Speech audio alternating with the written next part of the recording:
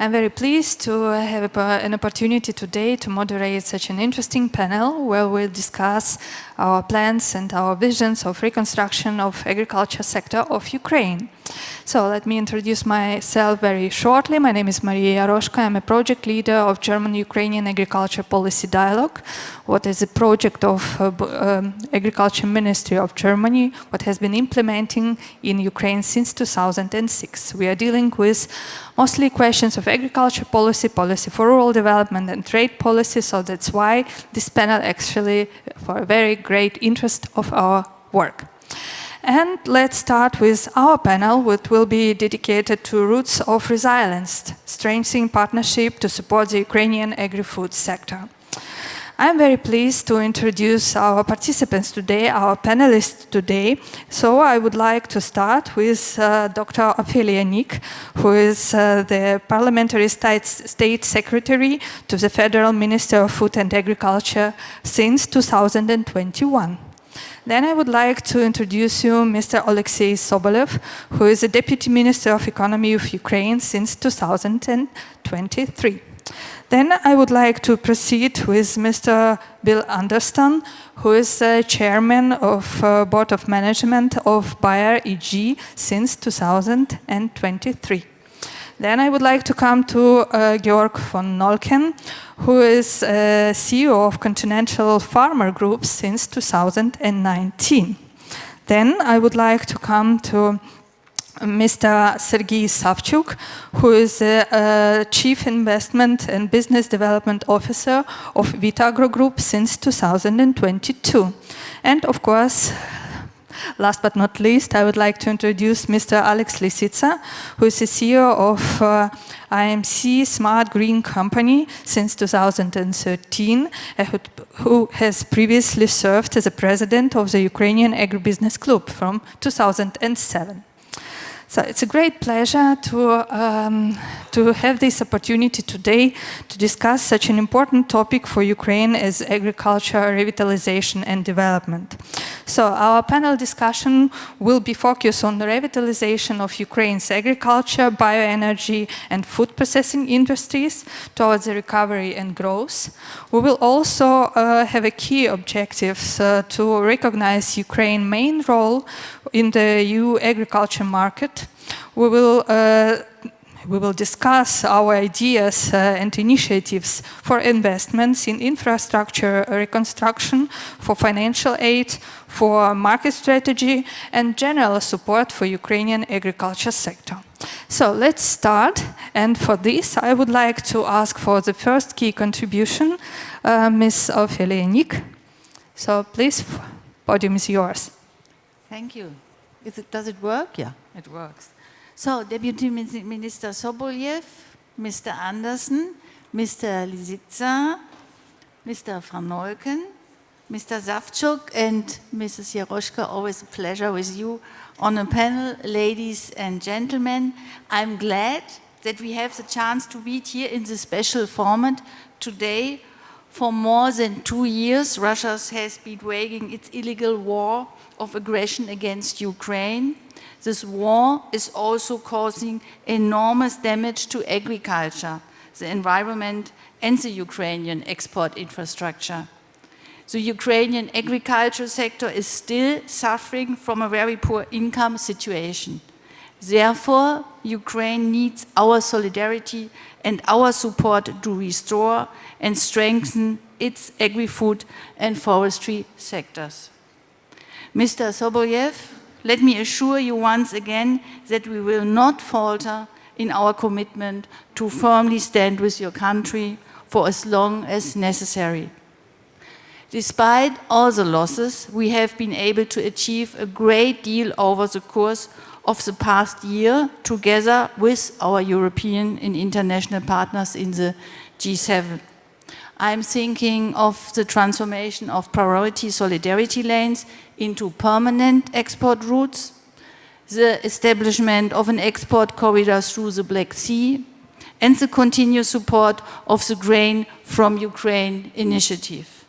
All these measures are contributing to stabilizing Ukraine's grain exports.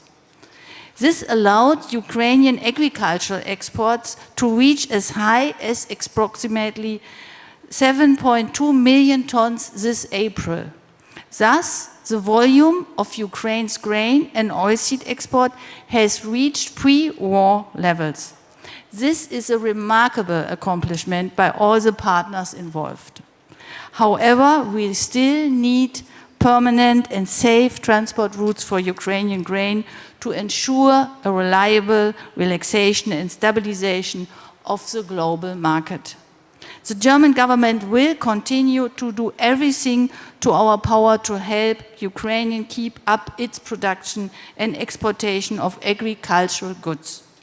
Therefore, we appreciate the fact that during this conference, international organizations and business representatives have announced several promising initiatives and investments to stabilize the Ukrainian agri-food sector. The forthcoming restoration process offers great opportunities. Opportunities for modernization of the Ukrainian agri-food sectors, for organic transformation and for necessary reforms. And thus, opportunities to make decisive progress regarding the EU accession process. Ukraine belongs to the European family, and it's part of a united and free Europe. It is true that integrating Ukraine into the EU will involve significant challenges both for the EU and for Ukraine itself. We must take into account the powerful effects that this will have, not only on the EU single market, but on markets worldwide. And we have to make sure that the EU Common Agricultural Policy, CAP, and its system of income support will remain a practical model in an enlarged union. Despite these challenges, integrating Ukraine into the EU family will considerably strengthen the agricultural sector in the EU. And it will consolidate the EU's position as a key player on the world markets. And it will significantly increase food security in the EU and worldwide. Close coordination between all international partners, supporters and investors is a key for making this restoration and reformation process a success. This is why this panel is so important. I'm looking forward to the ideas and initiatives you are going to share with us. Thank you. Thank you very much. Thank you for such nice words. We are really pleased to be a part of European family, and that's very nice that we can get such a great support from your side. Thank you so much for this. And let us continue with Mr. Alexei Sobolev, who would present us the current situation in Ukraine and probably also some interesting facts about the agri-trade issues. Thank you. It's an honor to be here.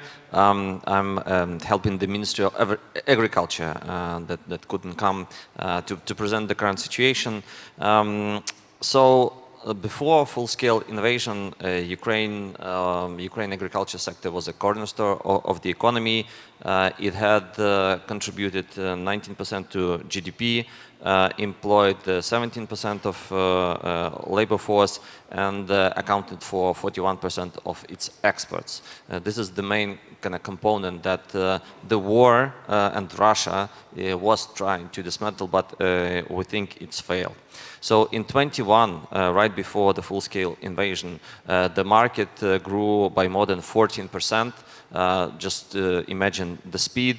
And Ukraine compared to the previous year. So Ukraine has really fertile black soil, 34 million hectares of that, and we harvested in 2021 86 million tons of grains, supplying 6% of the world calories. So then the full-scale invasion happened, and it led to 25% reduction in sown areas during the conflict. A lot of the areas are mined or contaminated with mines. We need to understand which is which and how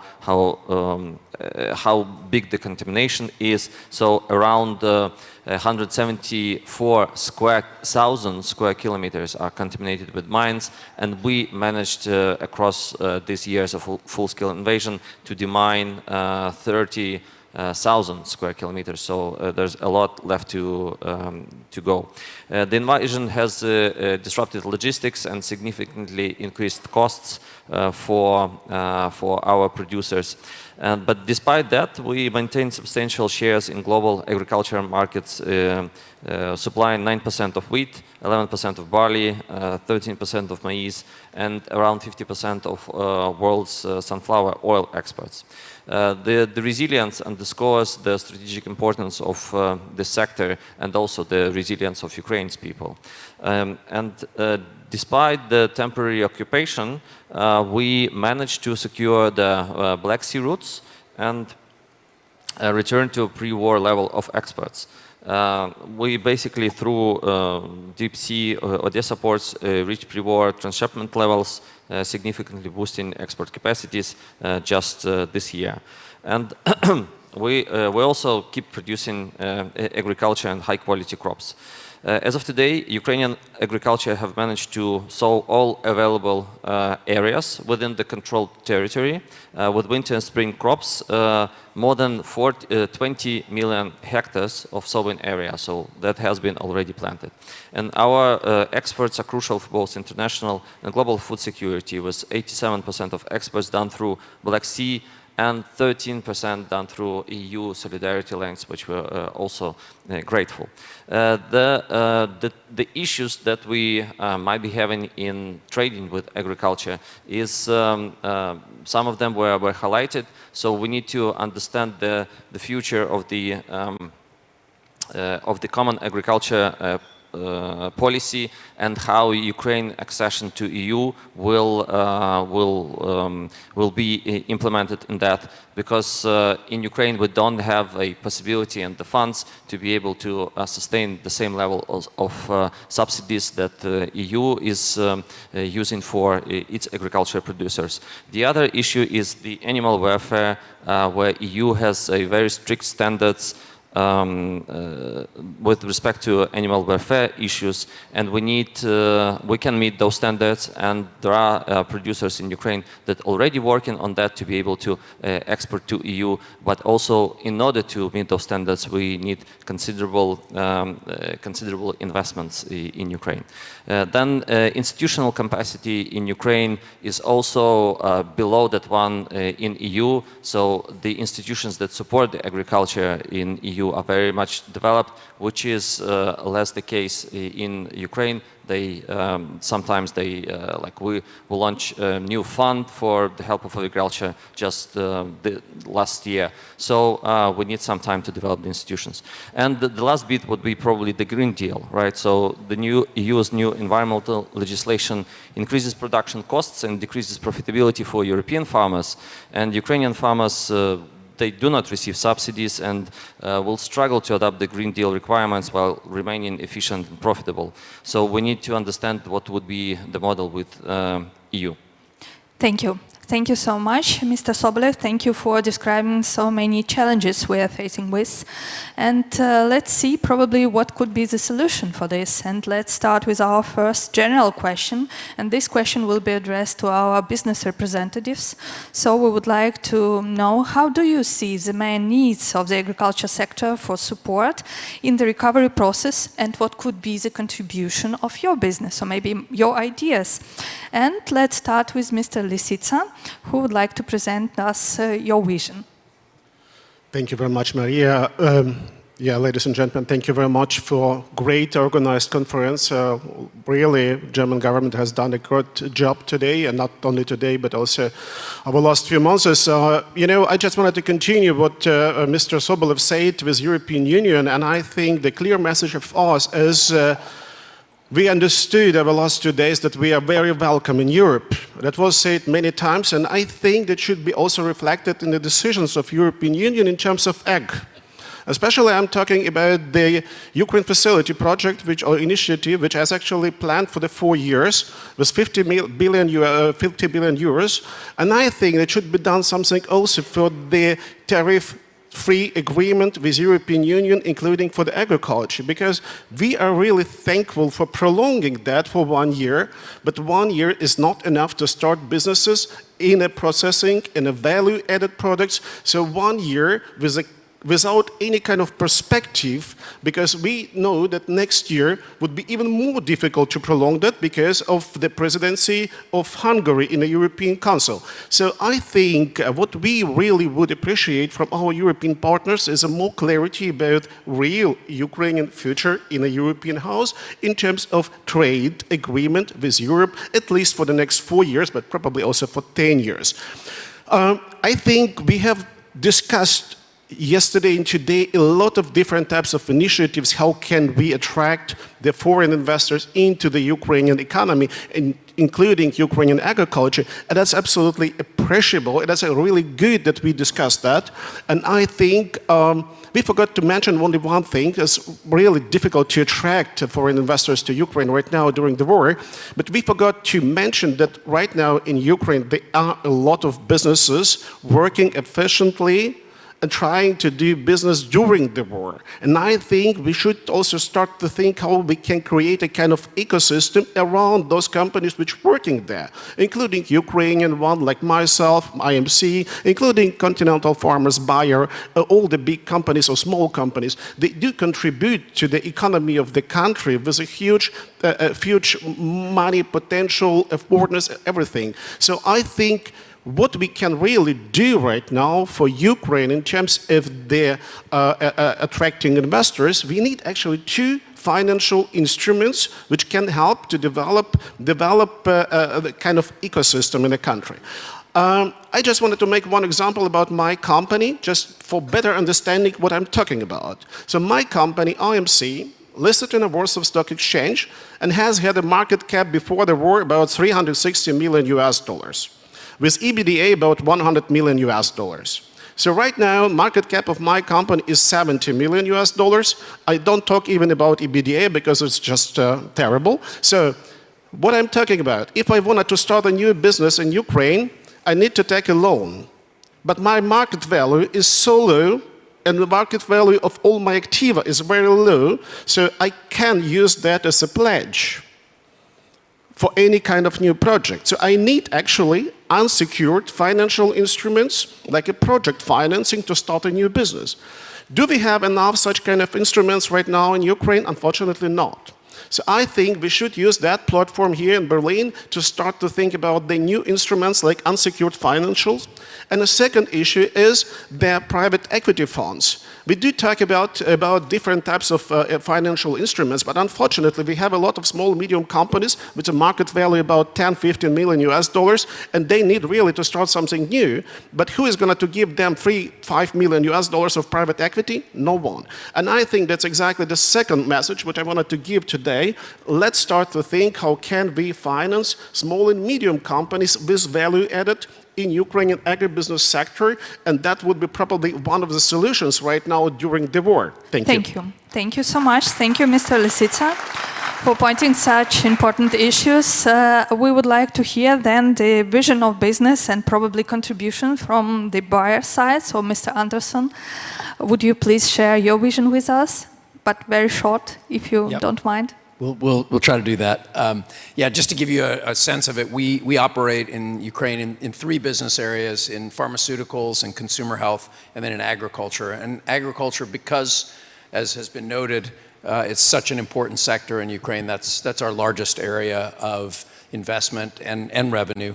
And as has been mentioned, there's been a really commendable job by the sector, the agriculture sector, by the farmers who have been incredibly resilient and resourceful. There's been a shortage of so many things, and yet they've managed to plant with a 30% less arable land available. They've still managed to produce quite sizable crops, and then thanks to the concerted efforts of the international community defense of the ports, creation of the Black Sea sort of shipping mechanism. The export totals are really quite remarkable. But this is really important because, as been mentioned, if you're making choices about where to invest for a manufacturing company, there's 80 countries who want your investment, and if Ukraine's one of 80 and there's a war going on, that's a pretty hard sell. But in agriculture, as has been mentioned, Ukraine is a paradise with rich soil and abundant land, and so this is an area that we have to get right. If we want to talk about recovery for Ukraine, if we fail in agriculture, then we've failed. What are we doing? We know this strength. We've invested an additional 60 million euros just last year in expanding, creating a new corn seed production plant.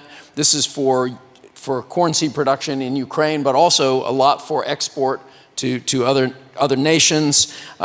We've given 23 million in contributions in both seeds and humanitarian aid, also directed towards supporting the agriculture sector in Ukraine.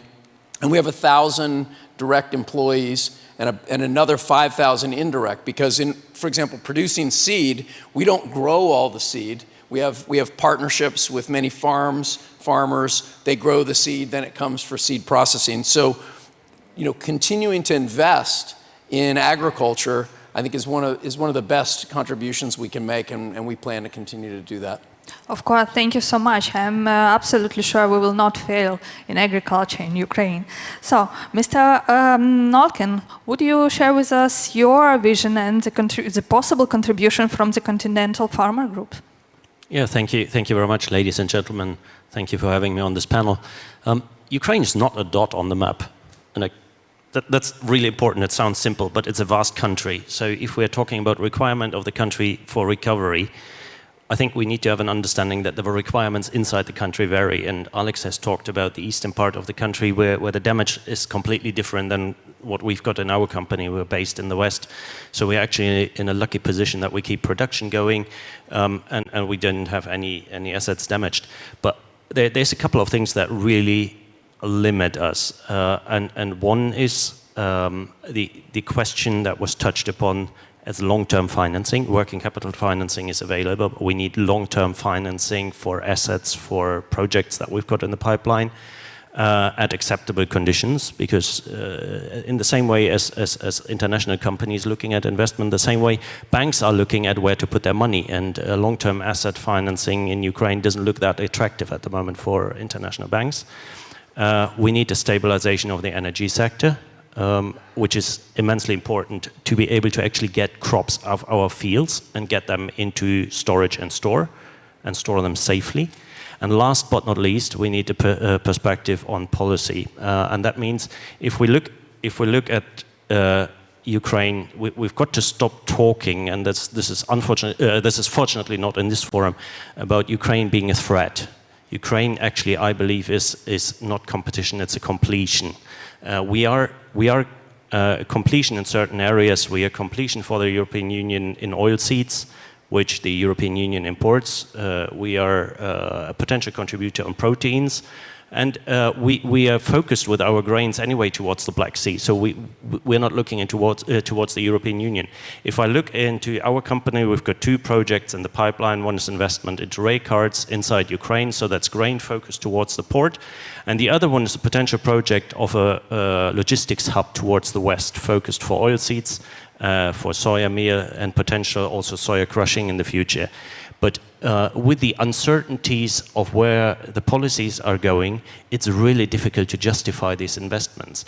And the payback periods that we're talking about are close to 10 years. So we need a political perspective where to invest.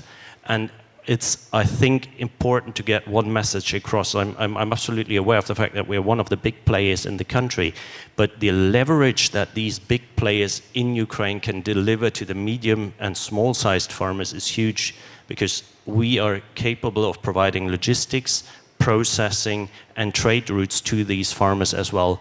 And that's something where we need certainty and a perspective. Thank you. Thank you so much. Of course, it's a very important issue. So let's continue with you, Mr. Savchuk. Would you please share with us your vision and a possible contribution from Vitagro? Thank you very much for this discussion. As for the Vitagro Group, from one side we have appetite to invest, and we do it, and we have done it. Starting from the war, we started more than 5 projects which we start by our own financing, and we completed, we finished, we commissioned that facilities. Organic fertilizers plant, biomethane plant, new plant, bioethanol plant that is processing of corn pellets plant, and the sunflower oil production plant. Unfortunately, we did these investments by our own resources, and from one side we have experience, we have team, but we don't have possibilities to attract loans, cheap loans. We don't have the possibilities to have insurance, military insurance, and you know that the situation in the market of labor. Today, Ukraine is struggling with Russia, and our experienced workers partly went to front to struggle. That's why it is an obstacle. If there would be possibilities to guarantee the investment, to ensure the bank loans, to decrease or eliminate for 5-10 years, as Mr. Lisisa said, the duty-free quotas of export, all of these steps would contribute to our activities and to the activities of our colleagues. Thank you so much. Thank you, dear colleagues. And meanwhile, I would like to attract your attention to this QR code you might have seen already. There you will be able to find some more information about the projects which were mentioned, and also you will be able to find this information on the app you have downloaded. I suppose for this conference there will be also the descriptions of the project mentioned. But let's continue, and then let's come to our second general question, and there I would like to ask my colleagues to be very short, really in 2 sentences, to share with us your opinion. What are the main preconditions and challenges for revitalizations of Ukraine agriculture, forestry, fishery and food sector when we are talking about our way to growth towards the EU accession? So please, let's start with Mr. Sobolev. Thank you so much. Well, I think that the first issue, we need to rebuild what has been damaged in infrastructure, right? In the agriculture infrastructure, and there is for that I think we mostly need access to finance, because the projects and the business side of it is there. The next big part is demine the land, and the business side of it doesn't yet add up, because demining the land costs more than the leasing out the land, so it makes no sense, which is why the government needs to step in, and it stepped in compensating a lot of this demining costs, but then we can scale it up so the business could demine more and faster. And we need, I think, some more innovative like financial products for this demining, because once you demine the land, it yields you forever, it is back in the production, and we somehow encapsulate that to be able to get more resources into that. The third part is improving logistics, of course. The costs were really high in 22, much lower in 23, but we can all do more. It is not just by rebuilding new terminals and building infrastructure. There's also kind of military aspect to it, like the success of our maritime unmanned drones dropped the cost, just as clear as that. But it's also, we need more like new export capabilities on land routes as well, and less trading conflicts there. Fourth, we need EU integration support in both investment and policy advice, so to get Ukrainian policy adopted to EU acquis.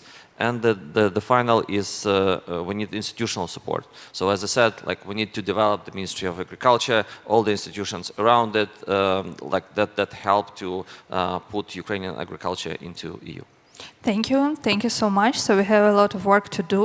Let's continue with you, Mr. Lisitsa. So very short, what is your opinion? What do we need to assist the EU? Yeah, I'm responsible today for the bad messages and unpopular messages, and I think what we need to, right now, even over next years, it's the new labor law, Mr. Sobolyev. We need it really. And we need to talk about another one unpopular issue in Ukraine, the migration, because without migration would be nothing, I think, in the future in Ukraine. Sorry to say that. Yeah, of course. Thank you so much for pointing this. So, Mr. Anderson, your opinion, what would be the main preconditions? What do we need for successful EU integration? Yeah, so I'm agreeing with what's just been said, and so I won't repeat those things, but maybe I'll pull it up a level. I think obviously we need regional security, and because that provides that long-term perspective that hey, this is here to stay, and we know there's a secure situation. Second, we need a lot of commercial partnerships, because no amount of we need the financing, but it needs to play out in the realm of commercial partnerships. And then we need predictability, clear regulations for business, and rule of law reforms that will make this the go-to place for firms to invest. Okay, thank you so much. We have already such kind of agenda what we have to get or to do. Let's continue with you, Mr. Knocklin. What would be your vision? What does need our business for this? I think I'm coming back to the political point and the political stability. So it needs to be two things from my perspective. We need a road that describes how Ukraine is supposed to implement EU regulations and what the roadmap is for EU entry. But we also need, because a lot of these EU regulations are already understood, we need the Ukrainian government to map out for us, for the business, how we will move there from the Ukrainian side, because that will allow business to plan. We are a competitive player in the market. We've got a marketplace globally. We understand these markets. We understand how to farm, but we need to understand what will roll towards us. And I'm a great supporter of Ukraine joining the EU. That's really important to flag out, but we need to understand how this roadmap will look, because otherwise, as a business, we will not be able to plan. Thank you so much. Let's continue with you, Mr. Savchuk. What would you see as the main preconditions for our successful EU accession? Thank you very much. Vitagro has concrete proposals. We know that European Union at 2030 needs to consume 35 billion cubic meters of biomethane. And we trust European Union. That's why we invested 6 million euro to first biomethane plant in Ukraine. Yesterday, I had the discussion with the consumers, European consumers, in order to sell our biomethane to European Union. And yesterday, I signed the memorandum of additional investment in our biomethane plants up to 110 million euro in order to produce additional 50 million biomethane cubic meters.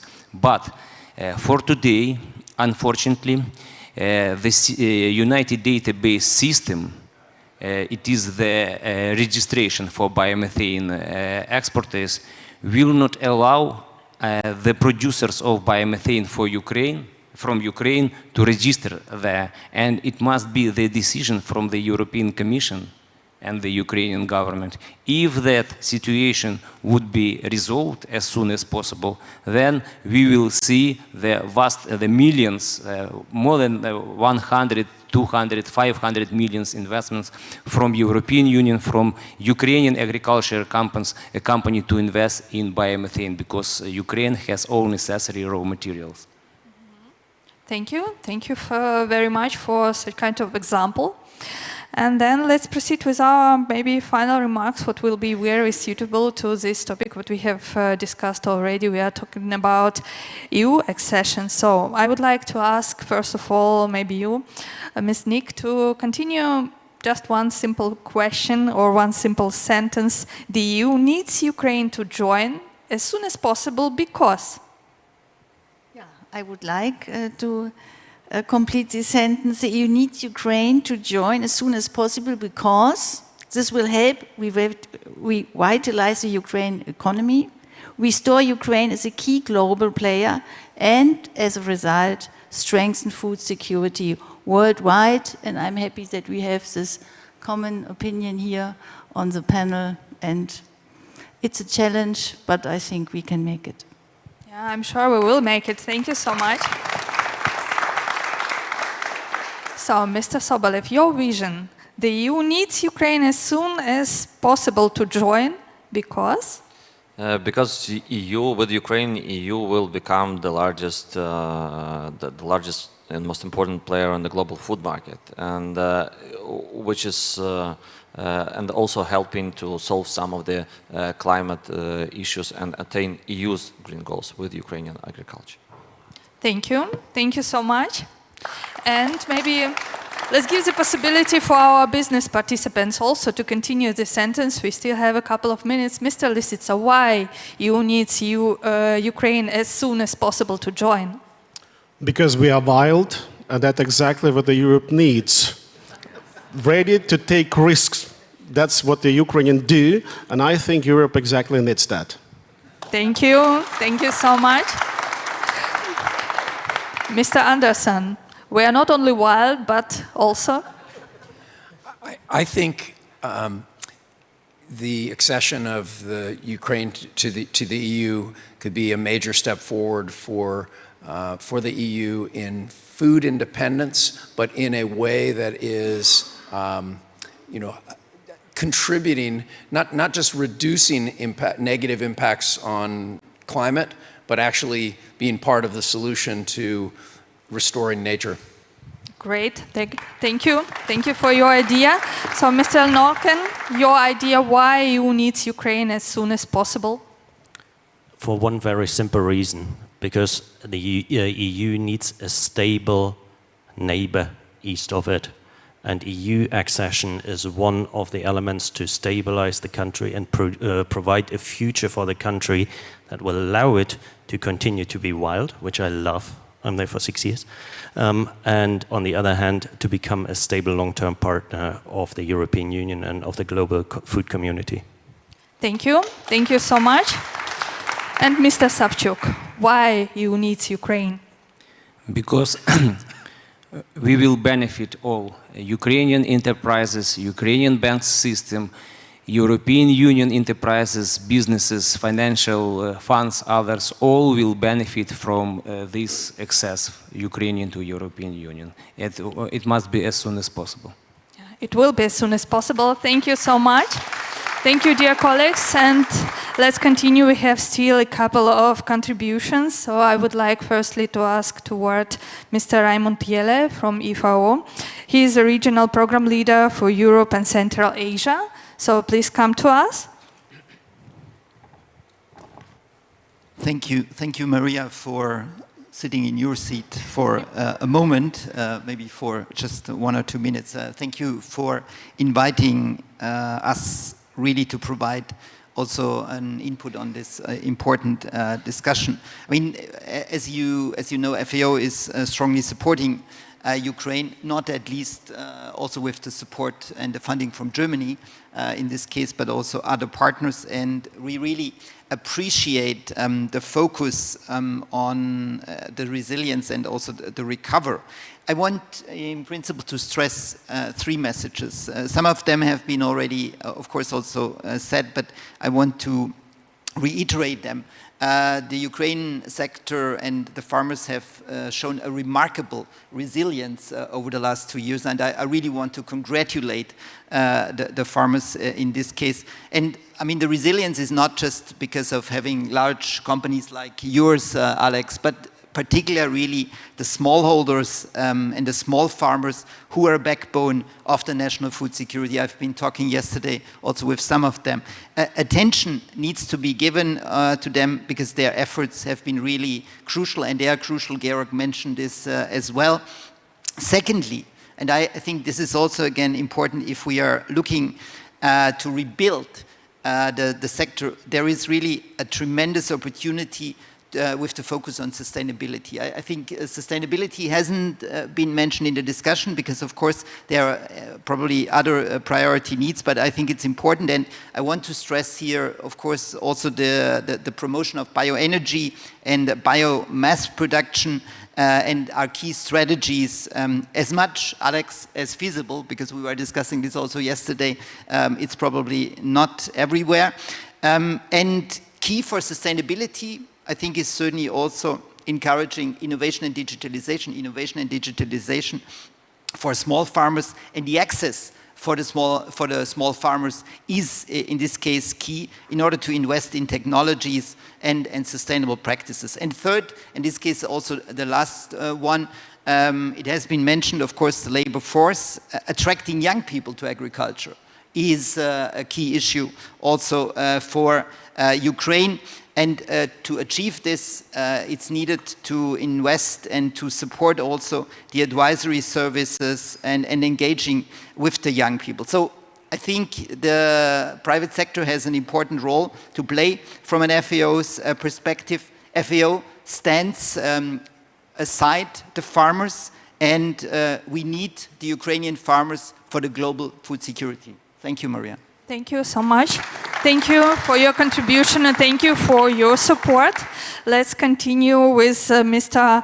Nauful Telahugwe from IFAD, who is the head of multi-country office and country director for Ukraine. Thank you, Maria. Thank you, FAO, for the seat, which I'm going to take. So, on behalf of the International Fund for Agricultural Development, IFAD, I would like to express really our sincere gratitude to the German federal government and to the government of Ukraine for inviting us to this distinguished panel and to the URC 2024 in general. So IFAD is pleased to be part of this effort and to partner in the support with the people of Ukraine and the economic recovery of the country. As you may know, IFAD is the only global development finance institution of the United Nations systems, and we focus on transforming agriculture, food systems, and rural economies, and we focus really on small producers. So we invest in long-term solutions, sustainability, as mentioned by my colleague in FAO, and solutions, sustainable solutions for rural development and food security at large. So while we are actually working now on finishing the process of Ukraine partnership membership to IFAD, we have been actively engaged actually in discussion with the Ministry of Agrarian Policy and Food of Ukraine to shape the future and the strategic and investment priorities of the country. And working with development partners, our engagement in Ukraine will focus on two strategic pillars. First, to promote the recovery and build the resilience of smallholder farmers, and this will focus on the restoration of small infrastructure, for example in small farms, and strengthen the household food security and climate resilient investment as well. So with specific focus on access to inputs for crop and livestock. So we're going to be looking at seeds and fertilizers, fodder, vaccines, etc. Climate smart agriculture will be at the heart of really this effort through the promotion of renewable energy and enhancing the capacity for natural resource management as well. The second strategic pillar that we are trying to consider in our future engagement is to promote sustainable inclusive agricultural value chain. It's more at a value chain perspective, but we will be focusing on commodities that have potential for inclusion of small producers. So working with other partners, IFAD will leverage its expertise and concentrate its portfolio on small but strategic value chains such as horticulture, for example, which we have identified, small ruminants and poultry, and we would try to facilitate access to productive assets, finance and markets in particular. So we will aim to support the SMEs, I think that's at the center also of our intervention, and promote the public-private partnerships, or the 4 Ps as we call it. This is really to effectively engage with the private sector. I'm really happy to see active partners from the private sector in this panel and in the country in general. So, ladies and gentlemen, I think working with partners and local stakeholders, IFAD will develop targeted initiatives to harness the potential of youth and women in particular. That's really a priority group for IFAD. And we would like to address also the specific needs of internally displaced persons, IDPs. In this respect, IFAD has a facility which is called IFAD's Facility for Refugees, Migrants, Forced Displacement, and Rural Stability. It's called FARMS in jargon language, and has a specific focus, of course, on IDPs. Enhancing the agricultural productivity, and it will offer, if actually it gets more resources, it will offer a comprehensive framework to support the IDPs in particular. So I would like to conclude by affirming IFAD's alignment with the vision of Ukraine and evidenced by our commitment and ongoing efforts to shape the robust framework of our engagement in the country. IFAD is confident that by working together we can build a portfolio, a solid portfolio and partnership to contribute significantly to the solid and sustainable recovery and growth of the country. With this, I thank you for the opportunity and wish you all the best. Thank you. Thank you. Thank you so much, Mr. Higwe. We will be really very pleased if you could start the cooperation with IFAD as soon as possible. And let's continue with Mr. Roland Siller, who is representative of Deutsche Investment- und Entwicklungsgesellschaft GmbH. Please. Yeah, thank you very much for having me. I'm from DEG, that's a daughter of KfW, which is the Bank for Reconstruction of Germany. So reconstruction and recovery is part of our DNA. We are a private sector arm of KfW, so we are invested in private sector in Ukraine, in the IT sector with equity, and in the sector with long-term finance. So Astarta and Nibelon is some of our clients. We provide what you talked about, the long-term finance, but quite obviously that is a big challenge to go to another level of scale, and I mean, there's a lot of things going on in the construction of platforms and guarantees, but I think what we really would need that the international community really takes a bolder step in terms of guarantees for investment, because we as banks, we stand ready. On the other hand, there are a lot of positives. So long-term finance we provide, but not only, we see other needs, non-financial needs. You talked about arable land that is mined, where we have remnants of explosives. And that's why I'm here today, because we have an excellent partnership that we created together with Bayer, also supported by the German government, by BMZ, to help clear arable land. And I think that's really, really very important. And the headline of this panel today was Roots for Resilience, and I think we want to clear the arable land that those roots have a place to grow. And so we go down to execution and do something tangible, I think right now, and sign a memorandum of understanding. It's one of 7 memorandi that we have signed as a bank, so I'm very proud that this conference was not only about talking, but also about action on the ground. Thank you very much. Thank you. Thank you so much. So let's continue then with signing this MOU, if you don't mind. So please, we would like to invite you also, Mr. Anderson, to join us.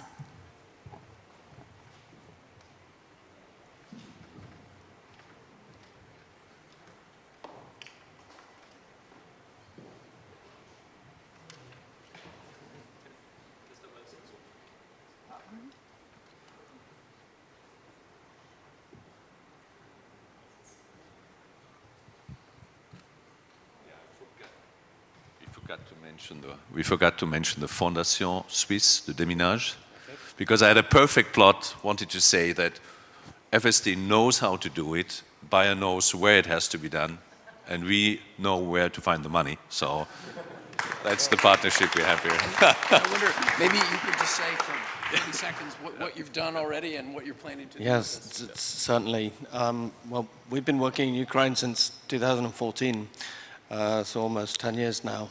And the last 2 years has been particularly crazy on that front, and the amount of land we've cleared is a good proportion of the 30 square kilometers that were mentioned, but that's the low-hanging fruit. That's the easy bit. It will get exponentially harder when we're looking at clearing artillery shells that are deep in the ground and non-mine items. So that's still the bit to come once the land is accessible. But in the interim, we can clear up a lot of the stuff in the 5 oblasts we're working in currently in Chernihiv, Kharkiv, Kherson, Mykolaiv, and we've just opened again back in Donetsk, where we started 10 years ago. So we're delighted to be here and for all of the support and your partnership.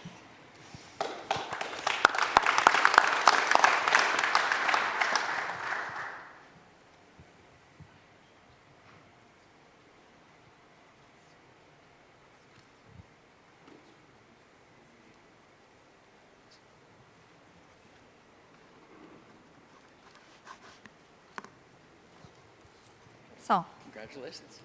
Thank you, dear colleagues. So I suppose we have had a really great panel because we have not only discussed a very important issue, but we have already results. Yeah, we can show something what we have achieved, and it's a great pleasure. That was a great pleasure for me to be able to moderate this panel. It's nice that we have here so many ideas, so many opinions, so many proposals, so many projects which will be implemented in Ukraine. So I really hope that very soon we will meet all together once again already in peaceful Ukraine to discuss maybe some details of the implementation. And right now, I would like to thank you and invite all the participants of our panel. Don't go away, so please come, and also the participants from Fishbowl contribution to make a family photo, if you don't mind. That would be a great final of this panel, and I would like to thank you, dear audience, for your contribution, and see you soon. Have a nice day and a nice continuation of this conference.